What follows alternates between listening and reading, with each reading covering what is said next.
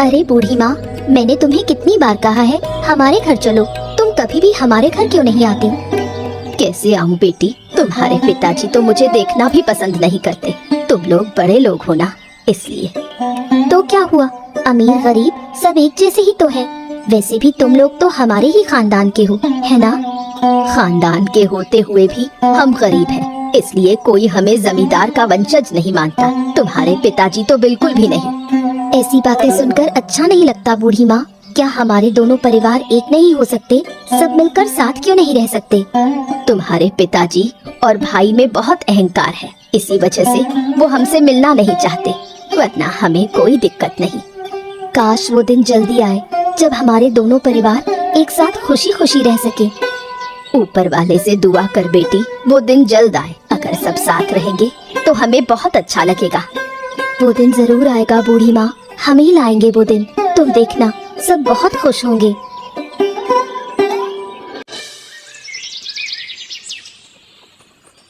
चंद्रकांत बाबू इस गांव के पुराने जमींदार हैं। जमींदार भले ही चले गए हों, लेकिन उनकी इज्जत अभी भी कायम है। पिताजी, मैं क्या कह रहा हूँ कि आपने उस पोखर के पास की जमीन के बारे में क्या सोचा है? वो जमीन, उसके बारे में तो अब तक कोई फैसला नहीं किया, लेकिन सोच रहा हूँ कि वो जमीन मैं अपने कब्जे में ले लूँ। अब वैसे तू क्या सोचता है? हाँ, मतलब मुझे भी यही ठीक लगता है। वैसे भी आसपास की सारी जमीन तो हमारी ही है, वो जमीन भी मिल जाए तो और भी अच्छा होगा। हाँ, इतनी जमीन होते हुए भी वो जमीन चाहिए, क्योंकि वो हमारे दुश्मनों की जमीन है। इसीलिए तो मैं जल्दी से उसे हथियाने की तैयारी कर रहा हूँ। बस तुम बाकी सब संभाल लेना। हाँ, तू इसकी चिंता मत कर, तू जमीन कब्जाने की कोशिश कर, बस बाकी झगड़ा फसाद मारपीट सब मैं देख लूंगा, ठीक है? लेकिन पिताजी, इस गांव में आपकी एक इज्जत है। अगर आप एक छोटी सी जमीन के लिए झगड़ा करोगे तो आपकी इज्जत खराब हो जाएगी। अरे अगर वो इज्जत खराब भी हो गई तो क्या हुआ, मैं दोबारा बना लूंगा, इसमें कौन सी बड़ी बात है? तो फिर ठीक है, चलिए उन लोगों की जमीन अब आखिरकार छीन ही लेते हैं। तो ऐसे भी उन्हें इतनी शांति से रहता देखकर मुझसे सहा नहीं जाता। तो ठीक है, उन्हें शांति देंगे हम। वो जो कुछ हमारे साथ कर चुके हैं, क्या हम भूल गए? मैं कभी नहीं भूलूंगा, उनको तो सजा मिलनी ही चाहिए। तो ठीक है, मैं सब कुछ इंतजाम करता हूँ पिताजी। वैसे भी उनमें बहुत घमंड है, गरीब होकर भी इतना घमंड शोभा नहीं देता। गरीब परिवार का लड़का आनंद और अमीर जमींदार की बेटी दीवांशी के बीच गहरा रिश्ता है। क्या हुआ देवांशी? कल शाम मैं तुम्हें मिलने के लिए इतना कह रहा था और तुम आई नहीं, ये क्या बात हुई? कैसे आती, पूरी शाम तुम्हारी माँ के साथ बैठी बातें कर रही थी, वो तो छोड़ने का नाम ही नहीं ले रही थी। तो क्या हुआ, तुम कह देती कि तुम्हें जरूरी काम है, बस। क्यों कहती, तुम्हारी माँ से बातें करना मुझे अच्छा लगता है, आखिर भविष्य की सासू माँ है ना। ओहो, हो गई सासू माँ की बातें। अरे बेटे को तो वक्त देती नहीं हो, सासू माँ को देती रहती हो, माँ बात करती हो। अरे नाराज मत हो, तुम्हारी माँ से जरूरी बातें कर रही थी, हमारे दोनों परिवारों के एक होने की। हाँ, ये शायद कभी हो ही नहीं सकता। हमारे दोनों परिवार कभी भी एक नहीं होंगे। तुम्हारी माँ तो कह रही थी कि तुम्हारे परिवार को कोई समस्या नहीं है, सारी दिक्कत तो हमारे परिवार को लेकर है। जिसके पास ज्यादा पैसे होते हैं उसमें घमंड भी आ जाता है, और तुम जानती हो घमंड पतन की जड़ है। मुझे कहने से क्या होगा, क्या मैंने कभी घमंड किया?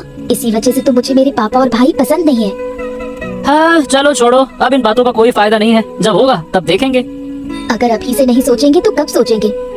अरे तुम चाहे जितना सोच लो, तुम्हारे पापा और भाई इस रिश्ते को कभी भी स्वीकार नहीं करेंगे। नहीं करेंगे तो ना करें, मैं तुम्हारे घर चली आऊंगी। अब मैं जा रही हूँ, मेरे पास ज्यादा समय नहीं है। अरे इतनी जल्दी जा रही हो? वैसे भी हमारी बातें बहुत कम होती हैं, अब मिल रहे हैं और तुम जा रही हो, ये क्या बात हुई? वहाँ पापा और भाई मेरा इंतजार कर रहे होंगे, अगर उन्होंने मुझे यहाँ देख लिया तो छोड़ेंगे नहीं।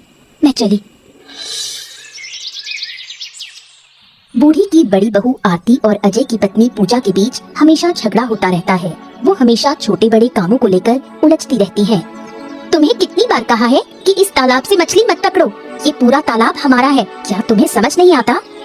वाह वाह, ये तालाब सिर्फ तुम्हारा है, इस तालाब में हमारा भी हिस्सा है, तो मछली पकड़ने का अधिकार हमारा भी बनता है। नहीं, तुम्हारा कोई अधिकार नहीं है इस तालाब पर, तुम लोग इस इलाके में भी मत आना।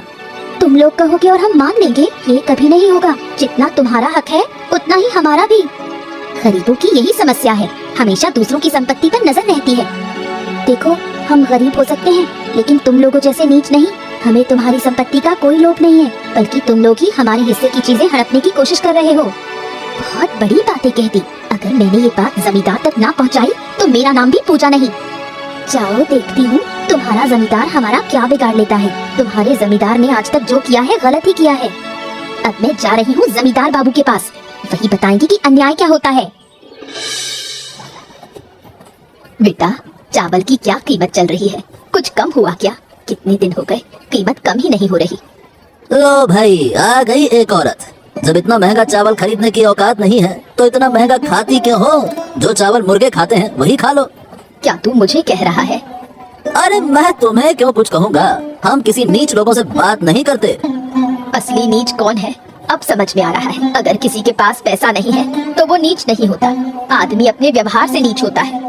क्या तूने मुझे नीच कहा? तेरी इतनी हिम्मत कि जमींदार के बेटे को नीच कह दो? छोड़, तेरी जमींदारी तो कब की चली गई, अब भी जमींदारी का ढोंग करता फिरता है। हमारी जमींदारी नहीं गई है, हम आज भी उसी शान से रहते हैं। लेकिन तुम्हारा हाल तो देखो, भिखारियों से भी बुरा है। बात करती हो। हम भिखारी नहीं है, गरीब है, मगर किसी के आगे हाथ नहीं फैलाते। पर तुम लोग दूसरों की संपत्ति हड़पते हो, असली भिखारी तो तुम हो। ओ, जबान संभाल के बात करो। हम किसी की भी जमीन नहीं हड़पते, जो हमारा हक है वही हम लेते हैं। मुझे ज्ञान मत दे, मैं तुझसे बहुत पहले से सब देख रही हूँ, जमींदारी भी देखी है। अरे तुम क्या जानोगी, सब दिख ही रहा है। तुमसे बात करके गलती कर दी, पता नहीं कहाँ कहाँ से ये भिखारी आ जाते हैं। क्या हुआ, इतनी देर से खामोश क्यों हो? मुझसे मिलने आकर कोई गलती कर दी? हाँ, क्या तुम गलती करोगी? गलती तो मैंने की है तुमसे रिश्ता बनाकर। ये अचानक क्या हो गया तुम्हें? मुझ पर क्यों गुस्सा हो रहे हो? तुम्हारा बदमाश भाई आज मेरी माँ को बाजार में सबके सामने अपमानित कर रहा था। बताओ, क्या ये सही है? बिल्कुल गलत है, ये मेरे भाई की गलती है। लेकिन तुम मुझे क्यों दोष दे रहे हो? तुम सब लोग ना एक जैसे हो। तुम्हारे परिवार में किसी को अब देखने का मन नहीं करता है, गुस्सा आता है मुझे। ये तो गलत बात है आनंद, मैं हमेशा अपने बाप और भाई के खिलाफ रही हूँ। लेकिन खून तो नहीं बदला ना। जैसे तुम्हारे भाई हैं वैसे ही तुम भी बन जाओगी। क्या बोल रहे हो आनंद? इतने साल के रिश्ते के बाद भी ये सोचते हो? मुझे कुछ नहीं सुनना, सीधी बात है, मैं अपनी माँ का अपमान नहीं सह सकता अब। मेरी भी माँ नहीं रही, तुम्हारी माँ को मैं अपनी माँ की तरह मानती हूँ। तुम मेरे भाई की गलती की सजा मुझे क्यों दे रहे हो? अपनी माँ की तरह मानती हो, ये सब झूठ मत कहो मुझसे। मेरी बात कान खोल के सुन लो, आज से हमारा कोई रिश्ता नहीं रहा। मुझे मत रोको, मैं अब तुम्हारे साथ कोई रिश्ता नहीं रखूंगा। दुश्मनों के परिवार से रिश्ता रखना ठीक नहीं होता। इधर अजय और चंद्रकांत बाबू मिलकर एक नकली दस्तावेज बनाते हैं ताकि जगदीश के पूरे परिवार को बेघर किया जा सके।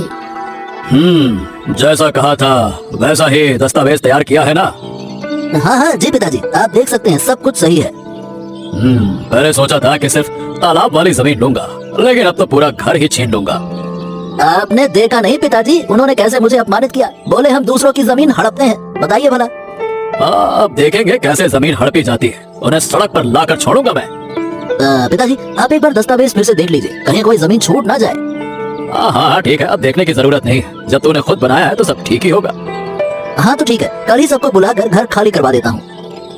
ठीक है, जैसा तू कहेगा वैसा ही होगा, मैं खुद बात करूंगा। तब तक मैं पूरे गांव में खबर फैला देता हूँ ताकि उनके कानों तक बात पहुँच जाए। जमीन के कागजात के बारे में पूरे गांव को सब पता चल जाता है। ये खबर जगदीश को गांव वालों से मिलती है। वो घबराकर घर वापस आता है। माँ, ओ माँ, अरे कहाँ हो तुम? जल्दी से बाहर आओ, एक बुरी खबर है। माँ, बुरी खबर? फिर से कोई बुरी खबर? ये सुबह सुबह क्या कर रहा है तू? अरे मैं सच कह रहा हूँ माँ, अभी अभी गांव वालों से सुनकर आ रहा हूँ। पर खबर क्या है ये तो बता, क्या हुआ? मुझे सब कुछ साफ साफ बता। सुना है कि हमारे घर की जमीन और मकान के कागजात जमींदार बाबू के पास है। उस नकली कागज के आधार पर वो हमसे सब कुछ छीनना चाहते हैं। क्या कह रहा है तू? ये मुमकिन ही नहीं है, हमारे पास तो सारे असली कागजात हैं। अरे तो उनके पास किस चीज के कागज हैं अम्मा, और वो किस बात का दावा कर रहे हैं? हमको घर से निकाल कैसे सकते हैं? ऐसे कैसे निकाल सकते हैं? जरूर उन्होंने नकली कागज बनवाए हैं, हमारे घर से हमें बेदखल करने की कोशिश कर रहे हैं। अरे अब क्या करेंगे माँ, हमारे पास तो कोई रास्ता ही नहीं बचा। हमें हार नहीं माननी चाहिए, हमें ही कुछ करना होगा, वरना हम सब कुछ खो बैठेंगे। हाँ, हे ऊपर वाले, ये तू कौन सा दिन दिखा रहा है? हम तो पहले से ही गरीब हैं, अब अगर घर से भी निकाल दिए गए तो कहाँ जाएंगे भगवान, कहाँ जाएंगे? हिम्मत मत हार बेटा, किसी भी हालत में हम अपने घर और जमीन को बचा कर रखेंगे। पहले देखते हैं कि जमींदार बाबू क्या फैसला लेते हैं अम्मा, फिर हम भी कोई ना कोई कदम तो उठाएंगे, ऐसे हार नहीं मानेंगे। ठीक है, वैसे ही करेंगे, लेकिन हमें तैयार रहना होगा। हाँ, सब लोग आ गए हैं तो चलो देखो, मैं इस गांव का जमींदार हूँ। मेरी जमींदारी भले ही चली गई हो, लेकिन गांव में अब भी लोग मुझे जमींदार की तरह इज्जत देते हैं। हाँ बाबू, ये बात तो समझ में आती है, लेकिन हमें इस तरह बुलाने की जरूरत क्या थी? मुद्दे की बात तो बताओ। हाँ शांत हो जाओ जगदीश, शांत हो जाओ। थोड़ी देर में तुम्हें सब समझ में आ जाएगा कि तुम्हें क्यों बुलाया गया है। अजय बताओ बेटा, सब कुछ स्पष्ट करो, बताओ। देखो, तुम सबको यहाँ बुलाया गया है ताकि जमीन की सीमा को समझाया जा सके। तुम्हारे और हमारे परिवार के बीच जमीन को लेकर कुछ जटिलता थी नहीं, अब भी है नहीं थी, क्योंकि अब हमने असली कागज ढूंढ निकाले हैं। अब हमारे पास घर और जमीन के पूरे दस्तावेज हैं। ऐसे कैसे कह सकते हो? ये जमीन हमारी है, सारे असली कागज हमारे पास है। जमींदार के आदेश का विरोध मत करो। कौन जमींदार? बार बार जमींदार जमींदार कहकर आप क्या जताना चाहते हैं? आप भूल रहे हैं कि आप अब इस गांव के जमींदार नहीं हैं। इतनी जबान चला रही हो, अब हमारे पास कागज हैं, हम तुम्हें भिखारी बना देंगे, समझे? इतनी आसानी से हमें घर से नहीं निकाल पाओगे, क्योंकि हमारे पास भी असली कागज हैं। ठीक है, अगर तुम नहीं मानते हो तो मुझे सख्त कदम उठाने पड़ेंगे, फिर मुझसे कुछ कहने मत आना। हाँ, ठीक है, आप जो करना चाहते हैं कर लीजिए, हम अपना घर नहीं छोड़ेंगे, बस बात खत्म। चलो अम्मा।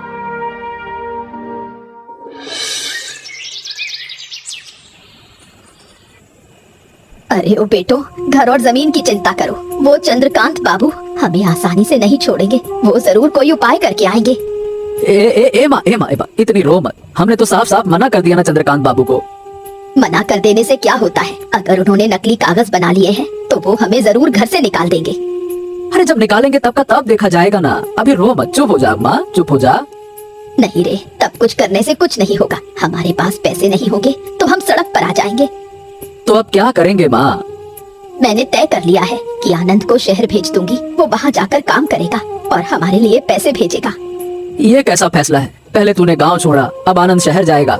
आनंद ये फैसला कभी नहीं मानेगा माँ। मानेगा, जरूर मानेगा। अपने परिवार के लिए उसे ये करना ही होगा, उसे मेरी बात माननी ही होगी। अगर तू मना सकती है तो मुझे कोई ऐतराज नहीं। पहले तू देख वो मानता है या नहीं मानता। ठीक है, मैं वही करूंगी। हमारे पास और कोई रास्ता नहीं है, हमारा घर और जमीन अब अस्थायी हो गई है। इतनी आसानी से हार मानना ठीक नहीं है माँ। तुझे आनंद को शहर भेजना है तो भेज दे, लेकिन मेरी भी एक बात सुन ले, मैं ये घर ना छोड़ूंगा, ना छोड़ूंगा, ना छोड़ूंगा।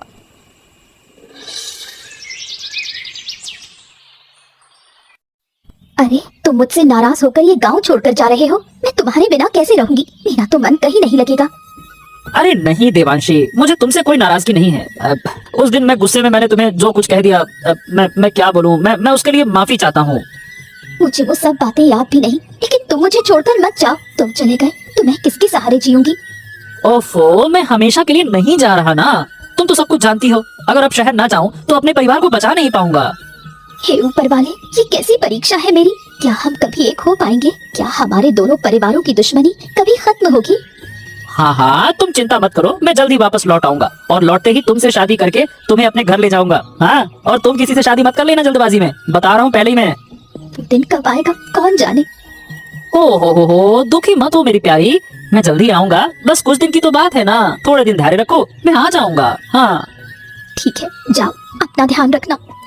चलो, अब तुम भी अपना ख्याल रखना। मौसम सही नहीं है, तूफान और बाढ़ आ सकती है, अपना ध्यान रखना। और मैं तुम्हें बहुत याद करूंगा, मैं तुमसे बहुत प्यार करता हूँ। मुझे लेकर चिंता मत करो, यहाँ सब लोग हैं, लेकिन शहर में तो तुम अकेले रहोगे। वहाँ तुम्हारा कौन है? अरे किसने कहा वहाँ मेरा कोई नहीं है? है ना, तुम्हारी यादें तो हमेशा मेरे साथ रहेंगी ना। मैं मान लूंगा कि तुम्हारी यादों में तुम मेरे साथ हो। अब खुश? हंसो हंसो हंसो। अगर तुम जल्दी लौट आओगे तभी मैं खुश रहूंगी। जल्दी आना। अच्छा बाबा, अच्छा ठीक है, मैं जल्दी आऊंगा। चलो अब मैं चल रहा हूँ, देर हो रही है ना। अरे बेटा, सुना है कि आनंद शहर चला गया है? हाँ बाबा, आज सुबह ही गांव छोड़कर चला गया। अच्छा ही हुआ, देवांशी का तो उसके साथ रिश्ता था। हाँ, ये बात तो मुझे पहले से पता थी और मैंने देवांशी को कितनी बार समझाया, लेकिन उसने मेरी एक बात नहीं सुनी। हाँ ठीक है, तो फिर अब देवांशी की शादी की तैयारी कर ली जाए बाबा। जब तक आनंद गांव में था तब तक ये संभव नहीं था, अब तो वो चला गया। ये बात तो सही कह रहा है। और अगर वो आनंद शादी में कुछ गड़बड़ करने आया तो उसको सीधे रास्ते से हटा देना। हाँ, इसमें तो कोई शक ही नहीं है। मैं हर हाल में शादी शांतिपूर्ण तरीके से करवाऊंगा, आप तो चिंता ना ही करो। तो एक काम कर, तू लड़का देखना शुरू कर दे। लड़का अच्छा मिलते ही फौरन उसकी शादी कर देंगे। लेकिन देवांशी मान जाएगी बाबा? मुझे तो नहीं लगता कि वो शादी करेगी। अरे ऐसे कैसे नहीं मानेगी? अगर वो शादी से मना करेगी तो मैं खुद उसको मार डालूंगा। ऐसी अकृतज्ञ बेटी से अच्छा है कि बेटी का ना होना। बड़ी आई शादी के लिए नहीं मानेगी। अरे अरे अरे बाबा, ऐसा मत कहो। वो हमारे घर की इकलौती बेटी है। मैं किसी भी तरह से उसे समझा बुझा कर शादी के लिए मना लूंगा। हाँ, बस इतना ध्यान रखना कि ये बात बाहर ना जाए। अगर बाहर निकले तो आनंद शहर से लौट आएगा। बिल्कुल बाबा, तुम चिंता मत करो। मैं ये बात किसी को नहीं बताऊंगा। शादी पूरी तरह से शांति से होगी। हाँ। शाम होते ही गांव वालों ने देखा कि तालाब में बुढ़िया की लाश तैर रही है। धीरे धीरे तालाब के किनारे भीड़ लग गई। ये खबर जगदीश के घर तक भी पहुंच गई। माँ तुम हमें छोड़कर कहाँ चली गई? तुम ऐसे अकेले छोड़कर नहीं जा सकती। अब हम किसके सहारे जिएंगे माँ? माँ की ये हालत किसने की? मैं यकीन के साथ कह सकती हूँ कि ये मौत स्वाभाविक नहीं, इसके पीछे जरूर कोई है। तुम सही कह रही हो पत्नी। मुझे भी यही लगता है कि माँ की मौत के पीछे कोई न कोई तो है। मेरी माँ ऐसे कभी नहीं जा सकती छोड़कर। एकदम ठीक थी वो एकदम स्वस्थ थी। वो ऐसी औरत नहीं थी जो पानी में डूब जाए। और माँ को तैरना भी आता था। मुझे कुछ समझ में नहीं आ रहा कि ये कैसे हुआ। देखो गांव वालों, देखो हमारे साथ कैसा अन्याय हो रहा है। आज माँ नहीं रही, कल शायद हमारा पूरा परिवार खत्म हो जाएगा। लेकिन तुम्हारी माँ की मौत कैसे हुई, इसका कोई सबूत है तुम्हारे पास? गांव वाले तो कह रहे हैं कि वो डूबकर मरी है। हमारी माँ डूबकर मर नहीं सकती। जो लोग देख रहे हैं वो गलत देख रहे हैं। मैं इस सच को जरूर सामने लाऊंगा। हाँ। तो देखो कब तक तुम ये रहस्य सुलझा पाते हो। तुझे यहाँ आने को किसने कहा? हमने तो तुझे नहीं बुलाया। तू यहाँ से चली जा, हमारे मामले हम खुद समझ लेंगे। हाय रे घमंड, इसी घमंड के कारण ही तुम्हारे परिवार की ये हालत हुई है। समझ में आया? बुढ़िया की मौत के 2 दिन बाद ही शक के आधार पर जगदीश का परिवार गांव वालों को बुलाकर न्याय सभा की व्यवस्था करता है। क्या हुआ? फिर क्यों बुलाया है हमें? उस दिन तो अपमान करके चले गए, आज फिर क्या हो गया? आप क्या इंसान हैं? कुछ भी नहीं समझते। आपको क्यों बुलाया गया है ये भी नहीं जानते। अरे पूरा गांव जानता है और आप कह रहे हैं कि आपको कुछ नहीं पता। वाह, देखो गांव वालों की तरह मैं इतना फुर्सती नहीं हूँ कि तुम्हारे परिवार के पीछे लगा रहूं। मेरे पास और भी जरूरी काम है। देखिए जमींदार साहब, गांव वाले आपको सम्मान देते हैं, इसका मतलब ये नहीं कि आप गांव में जो मन चाहे वो करेंगे। अरे वाह वाह वाह, अब मैंने क्या कर दिया? तुम लोग क्या क्या फालतू की बातें बोलते रहते हो, मुझे कुछ नहीं समझ में आ रहा। हाँ, समझेंगे भी कैसे, क्योंकि ये काम आपने ही किया है। मैंने किया है? मैं इस तरह का कोई काम नहीं कर सकता और ना किया है। तू पापा को बातों में फंसाने की कोशिश कर रहा है। मेरी बात कान खोल के सुन ले, इससे तुझे कुछ हासिल नहीं होगा। हाँ ठीक है। अब हम पुलिस के पास जाएंगे। अब जो करना है वो पुलिस ही करेगी। तुम लोग शायद भूल गए हो। पुलिस हमारी जेब में रहती है, हम पुलिस से नहीं डरते। हाँ तो तुम भी सुन लो, अगर हम अपनी माँ की मौत का बदला नहीं ले पाए तो ऊपर वाला है, वो एक दिन जरूर तुम्हें हमारे पैरों के नीचे ला देगा, देख लेना। सपने बहुत अच्छे देख लेते हो, देखते रहो। अच्छा है, चलो। देखा आ जाए उन गरीबों की हालत, लग रहा है सबके सब बह जाएंगे। अच्छा ही हुआ, ऐसे कीड़े मकोड़े हमारे आसपास नहीं रहेंगे तो और भी अच्छा होगा। जब संकट आया है और हम मुसीबत में हैं, तो आप लोग भी बच नहीं पाएंगे। इतनी खुशी मनाने का कोई फायदा नहीं है। अबे क्या हम भी तुम्हारे जैसे टीन की छत वाले घर में रहते हैं? हमारे मकान तो देखो, यहाँ पानी कभी नहीं पहुँच सकता। अरे कौन जाने कब क्या हो जाए, ऊपर वाला कब किसे किस हाल में डाले कुछ नहीं पता। तुम भी देखना। अबे जा, हमारे बारे में सोचने की जरूरत नहीं है, हम खुद ही संभाल लेंगे। पहले अपने बारे में सोच। अरे हमें क्या चिंता है, ऊपर वाला जहाँ रखेगा वहाँ शांति से रह लेंगे। हाँ। अरे भले आदमी, ऊपर वाला अगर तुम्हें इतना ही चाहता तो तुम्हें इस मुसीबत में ही क्यों डालता, ये सोच। क्योंकि मुसीबत हर बार नफरत की वजह से नहीं बल्कि परीक्षा के लिए भी आती है। अरे तुम भी ना बाबा, यहाँ खड़े होकर इस नीच आदमी से ज्ञान ले रहे हो, बेवकूफ कहीं का। अरे पागल है तू, मैं जमींदार आदमी और इन 2 कौड़ी के फकीरों से ज्ञान लूंगा? वही तो, चलो ना बाबा, यहाँ खड़े रहने से कोई फायदा नहीं, अंदर चलो। इन्हें जो होना होगा हो जाने दो, हमें क्या करना है, चलो। लगातार बारिश और नदी के पानी से पूरा गांव डूब जाता है। चंद्रकांत बाबू का घर भी नहीं बच पाता। अब दोनों परिवार एक दूसरे की मदद करते हैं। भैया पानी की धार हमें बहा रही है, अब क्या होगा? आनंद बस मजबूती को बात से पकड़ के रखना, किसी भी हालत में हाथ मत छोड़ना, वरना तुझे फिर ढूंढ नहीं पाएंगे। आनंद छोड़ना मत, तेजी से पकड़। हे भगवान, ये क्या हो गया? सोचा था कि हम बच जाएंगे, लेकिन अब तो लग रहा है कि हमारा नुकसान ज्यादा है। बाबा मैं और नहीं पकड़ पा रही, मेरा हाथ फिसल रहा है। नहीं बहन, नहीं नहीं, किसी भी हाल में हाथ मत छोड़ना। हाथ छोड़ दिया तो पानी में बह जाएंगे और तुम्हें ढूंढ पाना मुश्किल होगा। लेकिन लेकिन अब मुझसे नहीं हो पा रहा भैया, बचाओ बचाओ मुझे, शायद अब तुमसे मेरी मुलाकात ना हो। डरना मत देवांशी, मैं हूँ ना, जब तक मैं हूँ तुम्हें कुछ नहीं होगा। मुझे मजबूती से पकड़ कर रखना। आनंद भाई, मेरी बहन को किसी भी हाल में मत छोड़ना। हमारे बीच दुश्मनी है, लेकिन मेरी बहन का तुमसे कोई झगड़ा नहीं है। हाँ हाँ, मेरी बेटी को मत छोड़ना। तुम तो उसे प्यार करते हो, बोलो करते हो ना? हाँ मैं करता हूँ, और तुम लोगों जैसा एहसान फरामोश नहीं हूँ। मैं अपने प्यार को बचा कर रखना जानता हूँ। उसे छोड़ने के लिए मैंने उसका हाथ नहीं थामा। लेकिन आनंद, आनंद, इन्होंने हमारी माँ को मारा है। हाँ हाँ, हमने ही मारा है, हमने ही तुम्हारी माँ को मारा है। हमें सजा मिलनी चाहिए। अगर हम बचकर निकले तो खुद पुलिस के हवाले हो जाएंगे। अब संभाल। हाँ, पुलिस के हवाले हो जाएंगे। फिर भी कुछ भी हो जाए, मेरी बहन को बचा लो। अरे छोड़ो मत उसे, पकड़ो, उसे मत छोड़ना। हाँ। आप सबका बहुत बहुत धन्यवाद। अगर तुम लोग ना होते तो हम अपनी बेटी को कभी वापस नहीं पा सकते थे। पिताजी, आप लोग ठीक है ना? देखा पापा, आज इन्होंने ही हमारी मदद की है। इन्होंने हमें दुश्मन नहीं समझा। हाँ बेटी, इतने दिनों तक धन के लोभ में हमने घमंड किया। हम ये नहीं समझ सके कि क्या अच्छा है और क्या बुरा। हाँ, देखिए जमींदार साहब, हम कभी एक ही परिवार के हुआ करते थे। किसी दुश्मनी के कारण हम अलग हो गए, लेकिन हमारा खून तो एक ही है ना। हाँ, तुमने बिल्कुल सही कहा। तुम लोग मेरे भाई की संतान हो। जमींदारी हथियाने के लिए मैंने तुम लोगों से दुश्मनी की थी। चलिए ठीक है, अब इन बातों को छोड़िए। आप सब अच्छे रहें और हमें भी अच्छे से रहने दें, बस यही चाहिए। हाँ, अब और नहीं। अब से हम दोनों परिवार फिर से एक परिवार बनेंगे। फिर से हम जमींदार परिवार को एक साथ बनाएंगे। लेकिन वो मुमकिन नहीं है। क्यों नहीं होगा? जब पिताजी ने कहा है तो जरूर होगा। आप चिंता मत कीजिए, हम आपका कोई नुकसान नहीं करेंगे। हाँ, अपनी माँ को खोने के बाद हम ये निर्णय कभी नहीं ले सकते। अगर तुम्हारी माँ की हत्या का बदला ले लो तो शायद ये निर्णय ले सको। चिंता मत करो, हम खुद पुलिस के हवाले हो जाएंगे। रहने दीजिए, इसकी कोई जरूरत नहीं है। आपने अपनी गलती मान ली, बस यही बहुत है। अगर आप पुलिस के हवाले हो गए तो आपका परिवार खत्म हो जाएगा। तो फिर मना मत करो भाई, हम तुम्हारी सारी जमीन जायदाद वापस कर देंगे। हम फिर से एक परिवार बनेंगे। हाँ भैया, अब और दुश्मनी नहीं। ये दुश्मनी और कितने दिन चलेगी? हाँ ठीक है, जब आप सब इतना कह रहे हैं तो मैं राजी हूँ। चलो फिर से हम जमींदार परिवार को एक साथ बनाएंगे। इसके बाद दोनों परिवार मिलकर फिर से जमींदार परिवार को बसाते हैं। उनके बीच फिर कभी कोई झगड़ा नहीं हुआ। अंत में आनंद और देवांशी का धूमधाम से विवाह हो गया।